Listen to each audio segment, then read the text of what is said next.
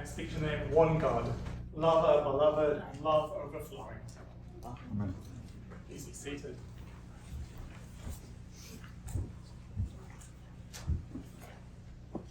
Friends, over the years, many terrible things have been done with this morning's gospel reading. The worst of them regarding the role of women.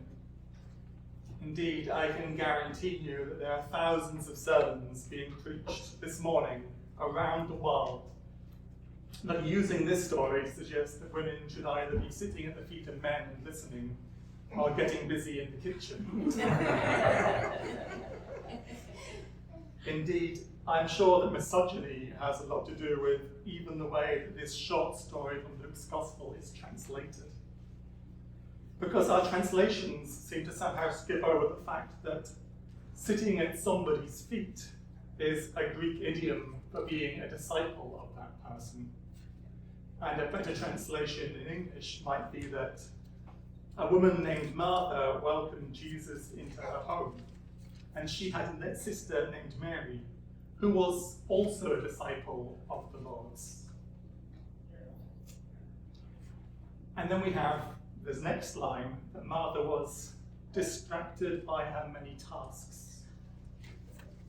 And that really kind of sells Martha's many tasks short, because the word that gets translated as tasks is diakonion in the Greek, and that's the source of the word deacon, and it means ministry and service. And yes, that service here is probably preparing and serving food. But the ministry of a deacon in the early church, to gather the community together and serve them, was a highly regarded one. Indeed, later, Luke writes in the book of Acts that the church needed to ordain 7 people of good standing, full of the Spirit and of wisdom, to serve in this role of deacon, to perform the important ministry of gathering the community together and serving them. So far from being a passage that seeks to limit the roles of women, this is a passage about 2 disciples of Christ. And in the scene Luke paints for us, one of them is being taught by him, and one of them is engaged in service on his behalf, attending to Jesus and the needs of the many people who have traveled with him. So hold on to that part. Because the other really important thing to notice about this passage is that it comes right after last week's reading, where Jesus told the story of the Good Samaritan. If you were in church last week, or even if you weren't, you'll probably remember that Jesus tells the parable of the Good Samaritan in response to a lawyer who asks about the commandment to love one another. Having told this parable about a man who is beaten and robbed, and the priest and the Levite who see him lying in the road but pass by on the other side, and about the Samaritan who is diligent in caring for the man, Jesus asks the lawyer, which of these 3 do you think was a neighbor to the man who fell into the hands of robbers? The man responds, the one who showed him mercy. And Jesus says, go and do likewise. It's a commandment to go and serve those in need. So those are 2 things that we need to know if we're going to read this passage correctly. That Jesus has just told someone to go and love his neighbor in the manner of the Good Samaritan by serving those in need. And that this is a story in which a disciple of Christ who is distracted with much service is told that you do better to stop and listen to his teaching. Jesus has just said we are to be engaged in a ministry of service to one another. And suddenly, here is Martha engaged in a ministry of service, and Jesus says she is doing the wrong thing.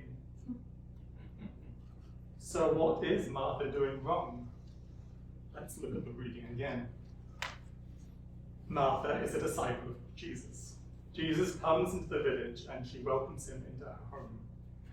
She then begins to perform the acts of hospitality that you might expect. She gets busy in the kitchen, making sure that these travelers have food and drink. she seems like a great host, right? Except having invited Jesus into her home, she quickly begins to resent this ministry of hospitality. And resenting the work, she starts to resent her sister for not helping. And then she somehow starts blaming her guest.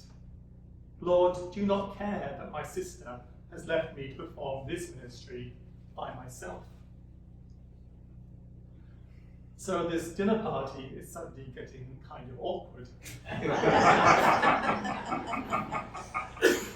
But Martha doesn't seem like such a great host after all. I see myself in her a little. I'm getting much better, but I do have a habit of getting a little bit carried away when we have people to dinner. I want to be a good host and I want them to feel honored. So everything has to be just perfect. And I get super focused on making sure that it is. There's a reasonable chance that a dinner guest in my home will arrive to find me stressed and busy and dinner running late and all my attention on the food. I forget the bigger picture that my guests have actually come to spend time with me. Sure, if the food is amazing, they're not going to complain, but they would rather that I sat down and that we enjoyed one another's company over the food, even if the food was just plain old good. You see, in all my desire to be a good host, I somehow get distracted from actually attending to my guests. And so, in a similar way, Martha's eagerness to serve Jesus becomes a distraction from her attending to Jesus. Well, let's pause for a second. Why is Martha eager to serve Jesus? Because let's face it, she obviously doesn't like the work. It's a distraction to her. She's angry her sister isn't helping, so they can be done more quickly. She's complaining to Jesus about the work. It seems that Martha is performing this service, this ministry, purely out of obligation. She feels that as a disciple of Jesus, this is what she must do. And so, wanting to be seen as a good disciple, she is rushing around ministering to Jesus and those who have traveled with him. It's good work, but she's doing it joyously. Notice how Jesus responds to her. Martha, Martha. He speaks her name twice. He calls her to herself before he says, "You are worried and distracted by many things. There is need of only one thing." Or, to put it another way, Martha, just forget about the dinner. That's not what we're here for. Stop trying to be some perfect example of diaconal service and come and sit down with me. Distraction can take many forms. In the parable of the Good Samaritan, it is the priest and the Levite who are distracted in a kind of opposite way. They are important religious men on their way to Jerusalem to be with God in his temple. They are too distracted with the work of being religious to realize that the proper focus of their religious devotion in that moment would be to serve and care for this man in need. Martha, by contrast, is so busy trying to be of service to her neighbour that she is unable to notice that the important thing is that the Son of God is sitting in her living room wanting to spend time with her. She's so focused on what she is doing that she isn't able to see what God is doing. She thinks that everything relies on her. If she doesn't scrub the vegetables and knead the bread, there will be no dinner. But it doesn't all rely on her. It all relies on God, who is sitting in her living room. She thinks that she is hosting Jesus, but it is God, our Creator, that is hosting us. She thinks that she must provide food, forgetting that we do not live by bread alone, but by every word that proceeds from the mouth of God. Teresa of Avila, the great 16th century mystic, spiritual leader and reformer of monastic life, famously said that God is found amongst the pots and pans. She meant that humble acts of service done with love can be a place of connection with God. And perhaps Martha had once been somebody who found God amongst the pots and pans.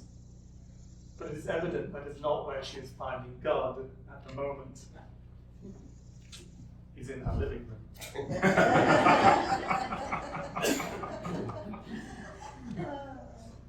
We are commanded to love one another and to perform service in the world. But we mustn't forget the greatest commandment is to love God. Our acts of service should be joyful acts of service that stem out of a relationship with God. Our acts of service should be our participation in what God is already doing in the world. Jesus says that the only needful thing is to pay attention to him, to be in relationship with him, because that is where our joyful desire to serve one another will arise. I recently heard a sermon that Herbert McCabe, the great Dominican priest and theologian, preached back in the 1980s, where he talks about how people are distracted in prayer, and comments that people on sinking ships are not distracted in prayer. They know what they want, and they know how to ask for it. The rest of us end up asking for what we think we should ask. We don't ask what we really want. We don't ask for that fancy car that's been on our mind for a while now, or those new clothes, or a trip to that fantastic restaurant we've heard about. We ask for things that we think we should want. So we spend much more time praying for an end to world hunger, which I'm sure we do want, but it's not really what's often on our minds. It's not often what feels pressing to us. But notice Martha goes to Jesus with an authentic prayer. She doesn't go to Jesus with a distracted prayer. She goes to Jesus with a prayer that is authentic to her. It's not really a nice prayer. Send my lazy sister to come and help me in the kitchen. But it's an authentic one. It's a prayer that Jesus can respond to in a way that's actually of use to Martha, by telling her that she doesn't have to be doing this domestic labor, that she can do the things she wants to do. She can stop and spend time with him. Martha wants to spend time with Jesus, but she's distracted by what she must do. So this week, I invite you to ask yourselves those questions.